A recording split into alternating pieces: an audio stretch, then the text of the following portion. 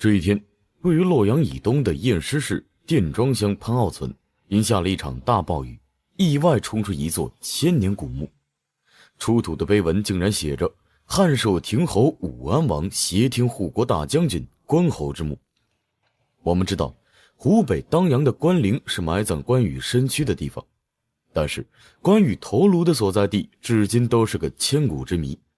民间流传着这么一句话：汉寿亭侯关云长头枕洛阳，身卧当阳，魂归山西。这句话似乎告诉后人，关羽的尸身藏于当阳、洛阳两地。那么洛阳潘坳村惊现的古墓会是埋有关羽头颅的关羽墓吗？接下来就带领大家揭开武圣关羽墓之谜。新进来的朋友麻烦长按点赞关注一下，后面的内容更精彩。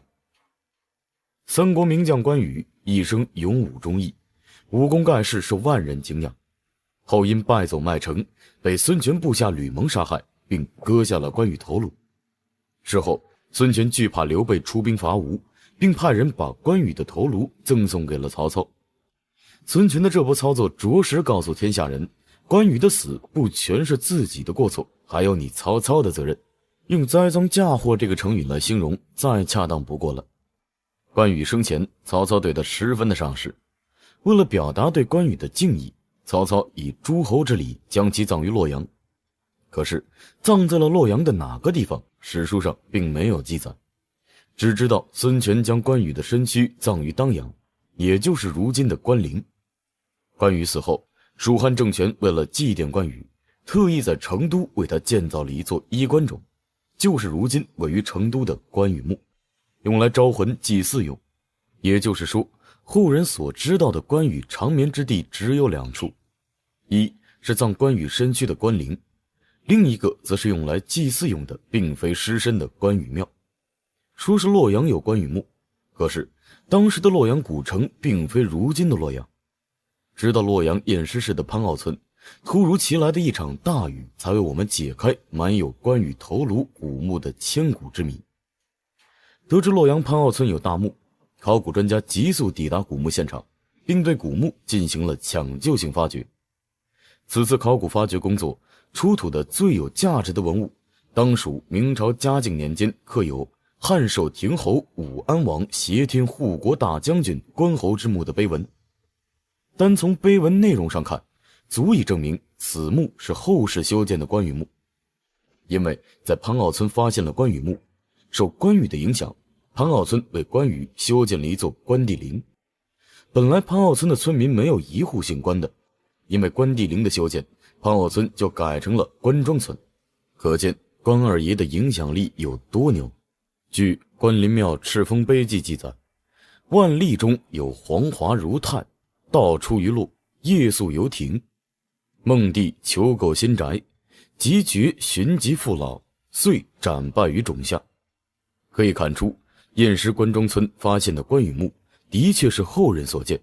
经过持续的考古发掘工作，考古人员意外发掘出来了古人的一颗头颅和一些汉代瓷器。结合关中村的所在地与出土的碑文及陪葬品，专家猜测此墓应该为关羽后裔的墓葬。他们更相信关羽头颅的所在地在洛阳洛龙区的关林镇，史称关林。清朝乾隆时期对关林加以扩建，是我国的三大关墓之一。潘坳村发现的关羽墓没出现之前，关林一直被人们认为是关羽头颅的埋葬地。潘坳村发现的这座关羽墓没有华丽的建筑，没有奢侈的陪葬品，只有一个冢和一块碑文。专家怎么就确定这座古墓就是关羽墓呢？其实专家也是通过实地考证，翻阅大量的历史资料，甚至当地的村民也集体自证关庄村的关帝陵才是1800年前的关羽墓。他们还认为关羽的头颅是在偃师与洛阳的交汇处发现的，那里才是头颅的真正埋葬地。还有一点值得考究的是，据说关羽死后，他的头颅很有可能被曹操埋在了洛阳南门以外。据史料记载，洛阳城自东汉末年开始，因为频繁的战乱，关羽墓也是经过多次的迁移和重建才得以保存。曹魏时期的洛阳古城就是如今的洛阳与偃师的交界处。如今潘凹村发掘出来的古墓，墓中仅有一颗头颅、一块关羽的碑文，还有汉代时期的珍宝，这些都能证明墓主人的身份就是关羽。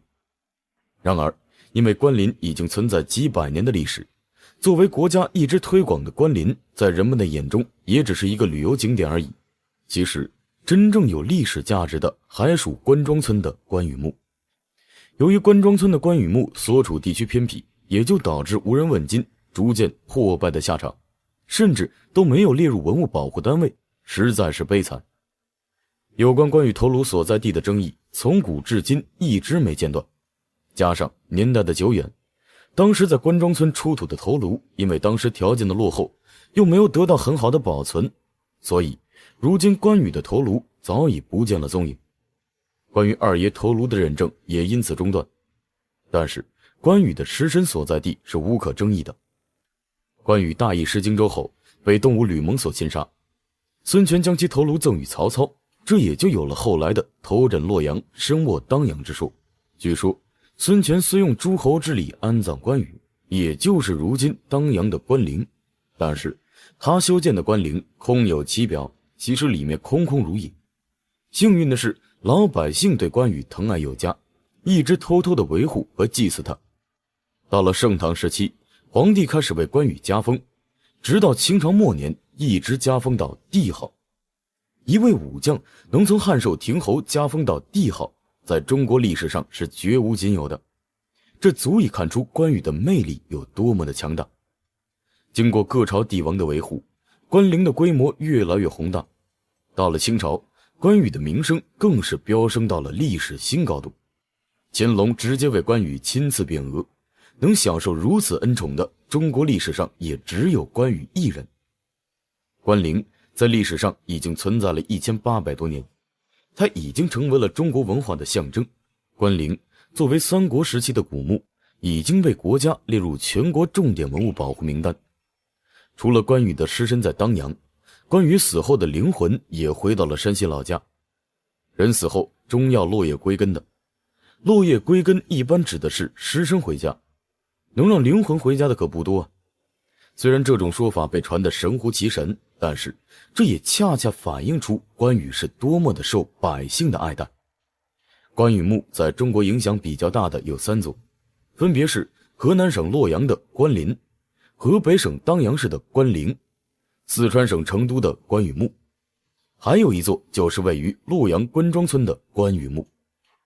关羽墓因为证据不足有待考究，不过从出土的碑文能看出是关羽的真墓几率很大。但是还有一座关羽墓可能很多人还不知道，它就是埋有关羽魂的山西谢州。当地有一座关帝庙，总面积达到了22万平方米，它是世界上现存规模最大的宫殿式道教建筑群和武庙，它被誉为关庙之祖。关帝庙不仅建筑规模大，而且庙里还悬挂了中国历朝历代皇帝为关羽赏赐的匾额。康熙御笔亲写的一柄乾坤，乾隆钦定的神勇，咸丰皇帝御书的万人仁吉，慈禧太后赠予的威灵镇谍等匾额，每个匾额都是无价之宝。关羽之所以能被各朝帝王如此推崇，其中很大一部分原因还是因为他的勇武忠义。无论是民间传说还是后人对他的歌颂，他的影响力都是历朝历代武将所不能及的。关羽是绝无仅有的，像他这般历经千年依然被后人所祭奠的，可谓是前无古人后无来者。你对关羽的了解有多少？你认为关羽是怎样的一个人物？欢迎留言讨论。好了，本期的视频到这里就结束了，记得长按点个赞，咱们下期视频再见。